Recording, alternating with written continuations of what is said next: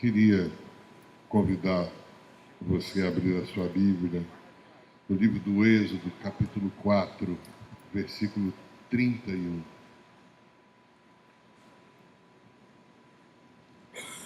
Êxodo, capítulo 4, versículo 31.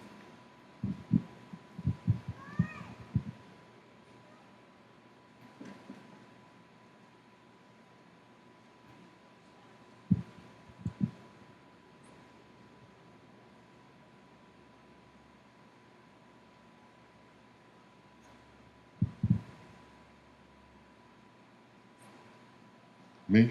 Diz assim a palavra do Senhor, Êxodo 4, 31. E eles creram, quando o povo soube que o Senhor decidira vir em auxílio deles e tinha visto a sua opressão, curvou-se em adoração. Quando o povo soube que o Senhor decidira vir em auxílio deles e tinha visto a sua opressão, curvou-se em adoração. Ó Deus, obrigado, Senhor, por tua santa palavra, por essa porção tão valiosa. Ó Deus, considerada como joia mais preciosa que há sobre a face da terra. Ó Deus, o ouro não consegue expressar pureza maior do que a tua palavra. Ó Deus, os diamantes não conseguem brilhar mais do que a tua palavra. Ó Deus, não há, Senhor amado, nada sobre a face da terra que valha mais como alimento do que a tua palavra. E é dessa forma que clamamos que tu nos alimente nessa manhã, Senhor. Em nome de Jesus. Amém. Queridos, quando lemos esse versículo, Êxodo 4, 31, vemos um momento, uma fração daquilo que estava acontecendo. Mas eu quero dar um pouco do contexto para que você entenda que Deus comunica ao seu povo que Ele tem visto e que Ele agirá sobre as nossas necessidades. Ele comunica isso como comunicou através de Moisés e Arão quando teve a reunião com os líderes do povo. O povo estava numa grande servidão desde a época de José, quando José foi ser imperador do Egito e quando Jacó foi com sua família para o Egito. Eles estavam já há 430 anos sobre grande servidão e grande jugo. No início, um lugar de prazer e conforto, porque estavam sem alimento lá em Israel, mas quando, passando o tempo, eles se transformam em escravos, isso já os leva a uma outra condição. E Deus é misericordioso quando olha para esse povo que passou de um tempo muito longo já por estar ali. Estamos falando de algumas gerações vivenciando o sofrimento e a angústia de ser escravo. Estamos vendo um povo que, por incrível que pareça, dentro dos 430 anos, dos últimos 80, quer dizer, dos 350 em diante, Moisés já havia nascido. E esses foi o período de maior sofrimento, de maior jugo, de maior força contra o povo. E impressionante como o povo conseguiu crescer e se multiplicar de forma tão ampla naquele lugar. Foram apenas algumas famílias e saíram de lá milhões. E nós temos que começar a entender um pouco sobre como Deus fez esse processo de transformação que aconteceu. Moisés, ao nascer, começou um grande jugo sobre aquele povo, porque o anúncio de que viria uma criança escolhida por Deus já foi suficiente para que o jugo fosse imposto àquele povo. E por 80 anos, Moisés, você já sabe um pouco desse caminho todo que foi de sofrimento. 40 anos vivendo dentro do Egito, mais 40 anos distante de lá, até que pudesse ser tratado o coração dele para poder servir de ferramenta poderosa a Deus diante do Egito. Então, quando nós vemos que o povo de Deus sente dor, essa dor nos faz agir, nos faz inquietar. E isso é algo que nós não devemos fugir dessa responsabilidade de entender o que a história faz viver a igreja. Nós temos vivido momentos de muita tranquilidade no Brasil, e eu louvo a Deus porque temos oportunidade de pregar. Mas isso não quer dizer que estejamos pregando. Nós temos a oportunidade disso, mas não quer dizer que já o estejamos fazendo com o desejo e a força que deveríamos ter num momento como esse. Quando nós falamos de servidão e quando falamos de dor, nós podemos entender que essa servidão e essa dor vivida pelo povo de Israel naquele lugar chamado Egito, uma grande servidão, é um exemplo de que na dor o povo trabalha de forma mais firme. Eu posso trazer outras memórias a você quando vemos em 1 Samuel Ana e Penina, esposas de Eucana. Ana, uma mulher extremamente amada, mas não tinha frutos no seu ventre. Até que o coração dela, impulsionado pela inquietude que Penina dava sobre ela, fez com que ela começasse a orar e clamar a Deus, para que Deus tirasse aquela vergonha do ventre fechado. E Deus abre o ventre daquela mulher chamada Ana. E nasce um grande juiz. Nasce Samuel para abençoar toda a nação de Israel. Um grande sofrimento que Ana teve, mas a dor provocou nela o nascimento de algo que nós nos lembramos sempre quando lemos a palavra, a importância de Samuel para o reino de Deus. Quando nós vemos em Atos 8, quando vemos Estevão morrendo, lá sendo jogado pedras, apedrejado naquele momento de dor, Saulo ainda reconhecendo e concordando com a morte daquele homem, tudo aquilo ali foi uma grande corrida e começou-se uma grande perseguição. E essa perseguição ao reino de Deus, àquela igreja nova que estava se formando, foi suficiente para iniciar missões, porque estavam todos muito felizes em Jerusalém. Ainda não tinham ido aos confins da terra, não tinham ido à Judéia, Samaria.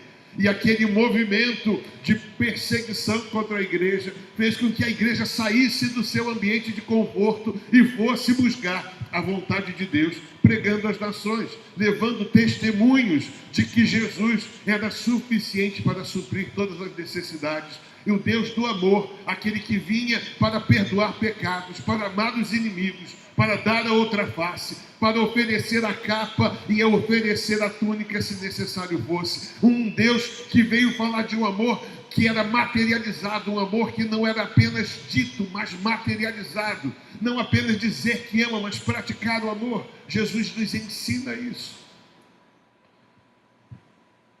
Quando nós olhamos hoje,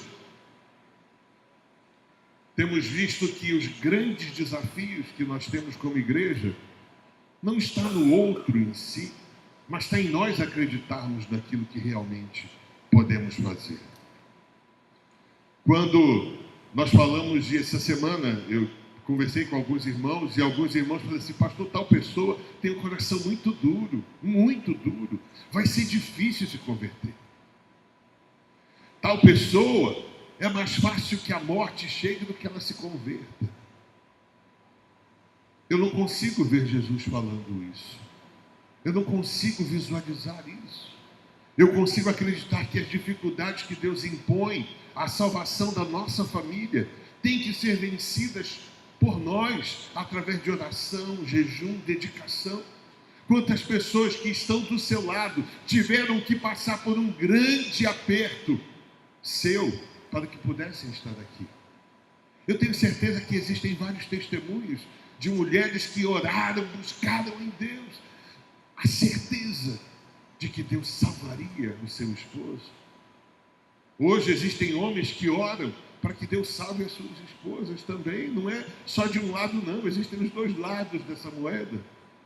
Mas quando nós confiamos em Deus, como esse povo que, ao ouvir que Deus havia se movimentado e estava vindo em seu auxílio, tinha visto a opressão, se dobraram e se envolveram com Deus e o adoraram. A Bíblia nos fala que nós somos mais do que vitoriosos quando nós vivenciamos um movimento de relacionamento com Deus. Nós precisamos entender o que diz Romanos 8, E eu quero convidar você a pegar a sua Bíblia para que possamos ler esses versículos. Romanos 8:31. Diz assim: que iremos, pois, diante dessas coisas? Se Deus é por nós, quem será contra nós? Eu posso confirmar uma coisa: ninguém. E ele continua: aquele que não poupou a seu próprio Filho, Cristo, mas o entregou por todos nós, como não nos dará juntamente com ele, de graça, todas as coisas? Jesus é a confirmação de que aquilo que Deus fez através e quer fazer em nós, tem uma confirmação, um selo que garante que isso vai acontecer. Jesus é a confirmação cabal, analítica, plena, perfeita, absoluta, de que Deus fez e faz e fará tudo o que comprometeu-se a fazer contigo. Versículo 33 diz assim: quem fará alguma acusação contra os escolhidos de Deus? Quem pode te acusar dos teus erros? Talvez você saiba dos teus erros, mas eu não estou preocupado com eles. Eu quero que você tenha consciência deles, porque eu não quero lhe julgar. É Deus quem te justifica, não sou eu, não é você, é Deus. Então seja diante de Deus um adorador, um homem, uma mulher que tem certeza de que Deus vai cuidar de você. Quando nós vemos no versículo 34, quem os condenará? Foi Cristo Jesus que morreu, e mais, quem ressuscitou e está à direita de Deus. Quem? Eu poderia perguntar: quem é que está à direita de Deus intercedendo por você? Jesus. Tens melhor advogado sobre a face da terra? Não há. Então você e eu temos que começar a entender: não há sofrimento que nos tire da presença de Deus. Não há tribulação, angústia, perseguição, fome, nudez, perigo, espada. Você e eu temos um desafio de entender que os sofrimentos que temos vivido fazem parte de uma capacidade que Deus tem de forjar em nós uma força que nós não sabemos que temos. Quando olhamos Moisés, um homem que fugiu, mas que Deus tinha propósito na vida dele. E o terceiro terço da sua vida, os 80 anos, é que ele começou a produzir a Deus aquilo que Deus realmente queria que ele fizesse. O texto que lemos fala que quando Deus vem ao nosso auxílio, Ele se dispõe a agir. Ele já está fazendo isso. A luta não começou, mas nós já podemos adorar a Deus, porque sabemos da vitória. É estranho isso, né? Às vezes isso soa: puxa, mas eu estou começando uma grande luta com a minha esposa, com o meu marido, com os meus filhos. Eu estou começando uma grande luta com a minha família, e eu estou lá lutando. E você já pode glorificar a Deus, porque vai ter vitória. Eu tenho visto tantas pessoas envolvidas em lutas e falando: Senhor, eu acho que a gente não vai conseguir, pastor, vai ser difícil, vai ser muito... Mas eu tenho absoluta certeza de que Deus já tem nos dado vitória, e essa vitória é para que não haja em nós essa sensação de perda, de frustração. Às vezes nós entramos numa luta espiritual e achamos que estamos com risco de perder. Onde é que está escrito isso na palavra? Que você entrou para perder na luta. Se você está fazendo aquilo que é correto diante de Deus, se você está ouvindo, lendo, orando, prestando atenção no que Deus está falando através de você, se você não está deixando que as emoções te dominem, mas está dominando o seu sentimento, as suas emoções, Deus há de agir poderosamente através de você, ou envolver outras pessoas que possam abrir portas. Semana passada eu estava conversando com um irmão e ele falou assim: pastor, eu estou fazendo uma obra grande em outro lugar e a minha família está precisando de mim em um outro ponto do país. Eu falei, como é que você está se virando? Ele falou assim, eu entreguei para Jesus, eu não posso estar em 2 lugares ao mesmo tempo. Eu falei, amém, glória a Deus. E você sabe de que ele é assim, a vitória é certa, porque eu estou fazendo aquilo que Deus quer que eu faça. Eu não estou perdendo tempo, eu estou orando e agindo. E orar e agir faz em nós um movimento poderoso de crer. E crer é o que nos alimenta diante de um mundo que vivencia tantas coisas ruins, em que estamos tentando olhar e entender por que estão tentando nos fazer engolir tantas questões novas que mexem com a nossa fé, mexem com o amor ao próximo. Quando vemos uma criança de 12 anos tendo o direito de mudar de sexo, isso para mim é uma afronta, porque eu não sei o que essa criança vai viver nos próximos anos. Mas eu entendo que o pai e a mãe têm responsabilidade sobre essa criança, e a gente não pode brigar contra isso, mas nós não podemos aceitar que isso entre dentro do nosso meio. Porque Deus ama a todas as pessoas. Eu não consigo ver que a gente deve deixar de amar alguém. Eu tenho visto que Deus age, mas age através das nossas emoções, dos nossos sentimentos também. Quando devemos amar os nossos inimigos. Isso é algo muito superior a qualquer amor que você possa exercitar por quem você ama. Mas amar inimigo, só servo de Cristo ama. E não é fácil. Não é fácil amar quem quer te matar. Não é fácil amar quem quer bater na tua face. Mas essa sensação agradável de que Deus está vindo ao nosso auxílio, agindo sobre nós, nos deve fazer entender que deve haver em nós uma grande paz, porque o Deus Todo-Poderoso está ao nosso lado, lutando as nossas guerras, vencendo as nossas batalhas e nos dando a vitória que nós tanto ansiamos. Não é você que vai vencer, é Cristo que vai vencer em você, vai vencer através de você, vai fazer com que vidas sejam abençoadas através de você. Ao servo só é dado ter certeza de que o seu Senhor fala a verdade. Aquilo que Deus se dispõe a fazer, Ele fará. Quando nós olhamos a história de Moisés no Egito, nós vemos que Deus olhou para ele e falou assim, pega a vara, joga ela no chão, uau, vira uma serpente, uau, que coisa legal. Aí Deus olha para Moisés e fala assim, olha, eu queria te avisar uma coisa, eu endureci o coração de Faraó. Tu acha que é fácil?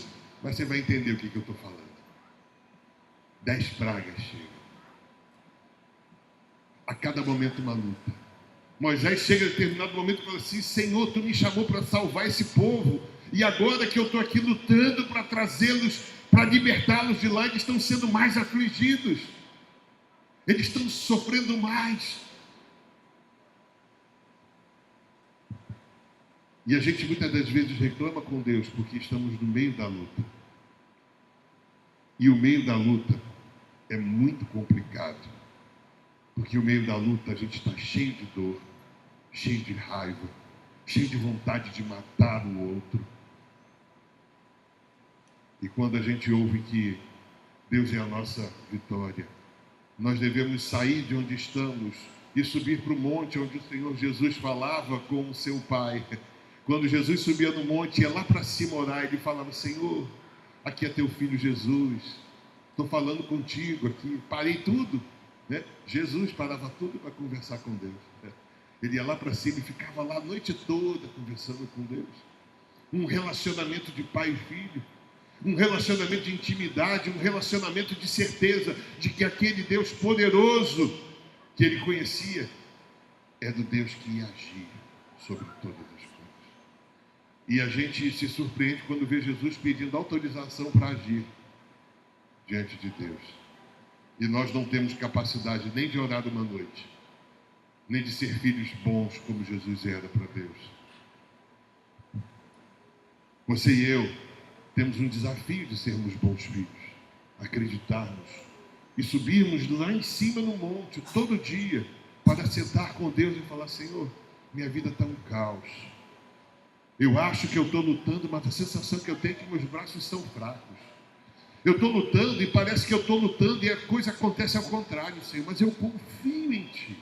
Eu sei que apesar das aparências serem ruins, o objetivo da minha oração e da minha intimidade contigo há de me dar certeza e confirmação de que eu não estou orando em vão, que eu não estou lutando em vão. Mas eu preciso subir no monte para conversar com Deus e ouvir dele as palavras de conforto e abrigo que eu preciso ter nele. Quando Deus fala ao nosso coração e nos dá paz, na certeza de que por mais que tudo esteja estranho, como estava para aquele povo que estava na escravidão, quando eles ouviram falar que Deus estava vindo ao seu socorro, eles adoraram a Deus. Eles envolveram-se nesse ambiente de vitória que é tão importante para cada um de nós. Eles se envolveram no ambiente que bania no coração deles a certeza de que a escravidão era certa. Apesar de sabermos que ao longo dos 40 anos, quase todos aqueles que eram espias morreram, ficou só Josué e Caleb. E eu quero que Deus olhe para a sua vida e veja em você essa fé capaz de vencer a tua mente, capaz de vencer a tua incredulidade, para que você possa produzir os efeitos da fé que transforma a tua vida e a vida daqueles que estão perto de você.